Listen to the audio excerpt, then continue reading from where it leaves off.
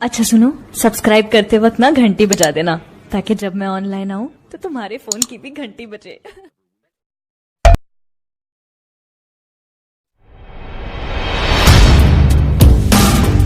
الحمدللہ رب العالمین والصلاة والسلام على سید الانبیاء والمرسلین وعلى آلہ واصحابہ اجمعین.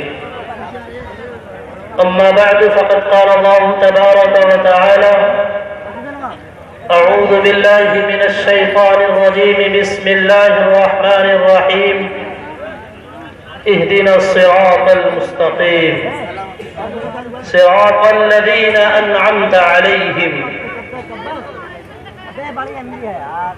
وفي مقام آخر قال الله تبارك وتعالى: ومن يطع الله والرسول فأولئك مع الذين أنعم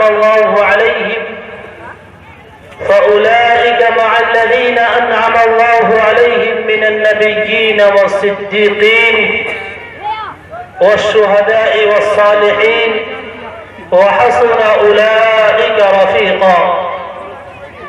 صدق الله العلي العظيم. اسٹیج پر جلوہ فروز حضرات علماء کرام،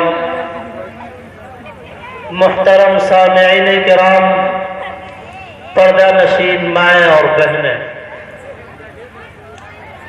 آج کا یہ اجلاس شہدائے اسلام اور اصلاح معاشرہ، اس کے بینر تلے ہم سب جمع ہیں، اس بات کو سننے کے مشتاق کہ شہدائے اسلام کون، کیا مقام ہے شہادت کا، پھر کیا تدبیر، کیا اثر معاشرے کی اصلاح، معاشرے کی فوز و فلاح، معاشرے کی کامیابی و کامرانی میں. تو سب سے پہلے ہر مومن جس نے لا الہ الا اللہ محمد الرسول اللہ پڑھا، نماز پڑھتا ہو، اللہ تبارک و تعالیٰ سے دعا کرتا ہے جس کو میں نے خطبے میں پڑھا: اہدنا الصراط المستقیم صراط الذین انعمت علیہم، کہ اے ہمارے پروردگار ہم کو سیدھا راستہ دکھلا، اے ہمارے پروردگار صراط مستقیم ہمیں دکھلا. پھر اس کے بعد ایک قید لگاتے ہیں کہ صراط مستقیم صراط الذین انعمت علیہم، یعنی ان لوگوں کا راستہ اے اللہ جن پر تو نے انعام فرمایا ہے، جن سے تو راضی ہے، جن کو تو نے اپنی رضا کا پروانہ دے دیا ہے، جن کو تو نے انعامات سے نوازا ہے. یہ ہم اللہ تبارک و تعالیٰ سے نماز کی ہر رکعت میں دعا کرتے ہیں اور اللہ تبارک و تعالیٰ سے مانگتے ہیں تو احساس بھی تو ہونا چاہیے مانگ کیا رہے ہیں. صراط الذین انعمت علیہم، کون سا صراط مستقیم؟ منعم علیہم کا راستہ.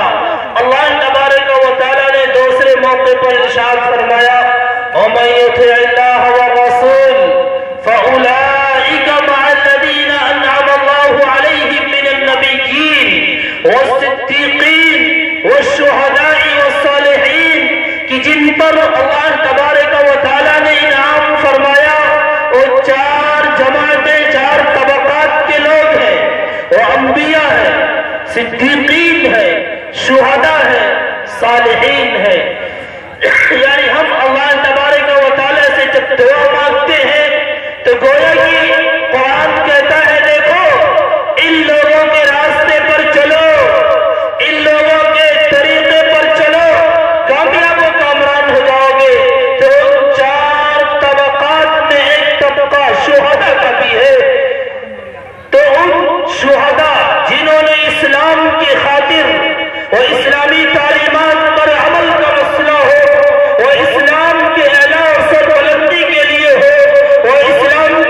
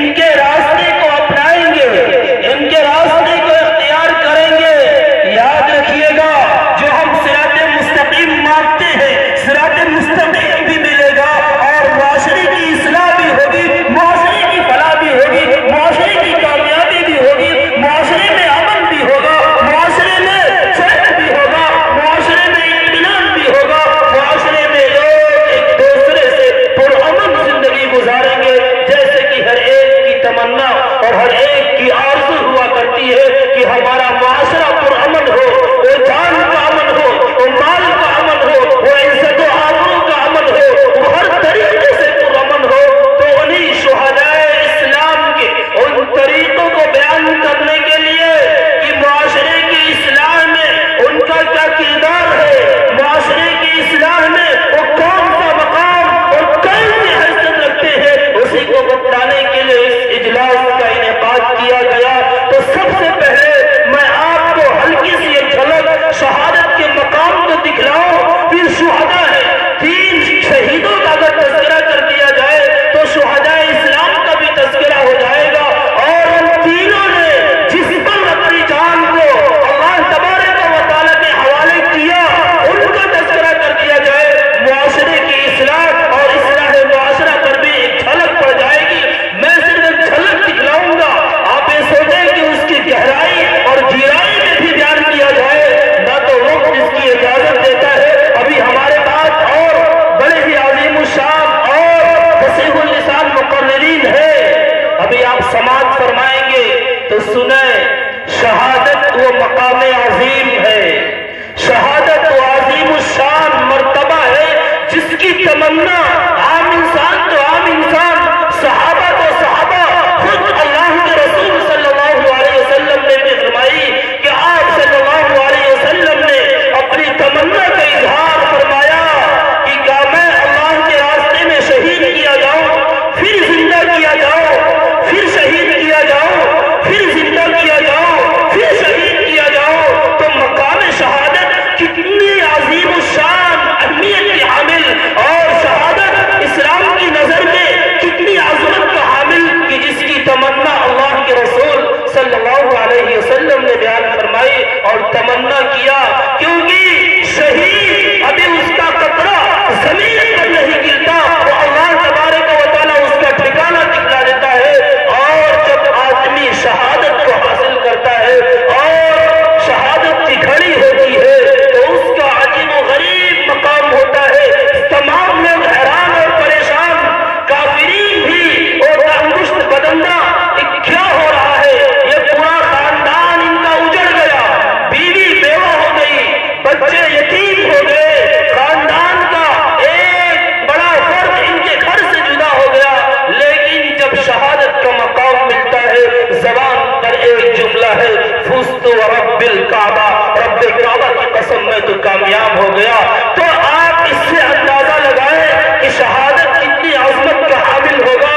قرآن نے جن کی زندگیوں کا بیان کرتے ہوئے فرمایا وَلَا تَحْسَبَنَّ الَّذِينَ قُتِلُوا فِي سَبِيلِ اللَّهِ أَمْوَاتًا بَلْ أَحْيَاءٌ عِندَ رَبِّهِمْ يُرْزَقُونَ، جو اللہ کے راستے میں شہید کیے گئے ان کو مردہ مت کہنا، مردہ خیال مت کرنا، وہ لوگ زندہ ہے۔ جب یہ شہادت مقام عظیم ہے، شہادت عظیم الشان نعمت ہے، نعمت کے ملنے پر شکر ادا کیا جاتا ہے، نعمت کے ملنے پر غم کا اظہار نہیں کیا جاتا، نعمت کے ملنے پر خوشی اور مسرت منائی جاتی ہے، نعمت کے ملنے پر ماتم نہیں کیا جاتا ہے، نعمت کے ملنے پر نوحہ نہیں کیا جاتا ہے۔ تو آواز وہ اللہ تبارک و تعالیٰ کو انتہائی زیادہ مقبول، انتہائی ناپسندیدہ، اور اللہ تبارک و تعالیٰ کے غصے کو للکارنے والا، اللہ تبارک و تعالیٰ کے غضب کو دعوت دینے والا، اللہ تبارک و تعالیٰ کے عذاب کو للکارنے والا۔ ایک خوشی کے وقت موسیقی کی آواز، ایک خوشی کے وقت ڈھول کی آواز، ایک خوشی کے وقت وہ فرنگی کی آواز اور میوزک کی آواز، دوسرے نوحہ اور ماتم کی آواز۔ یہ تو آوازیں اللہ تبارک و تعالیٰ کو بہت ہی زیادہ ناپسندیدہ ہے، اس لیے اپنے آپ کو اس سے بچانا چاہیے۔ تو شہادت اللہ تبارک و تعالیٰ کے یہاں بڑی اہمیت کا حامل ہے۔ اور شہداء اسلام سب سے پہلے یاد آتا ہے مجھے شہادت جس نے امت محمدیہ میں سب سے پہلے جام شہادت نوش کیا، اور ایک خاتون ہے جسے دنیا حضرت سمیہ رضی اللہ تعالی عنہ کے نام سے جانتی ہے۔ وہ حضرت سمیہ رضی اللہ تعالی عنہ جن کو صرف اس بنیاد پر شہید کیا گیا، جن کو صرف اس بنیاد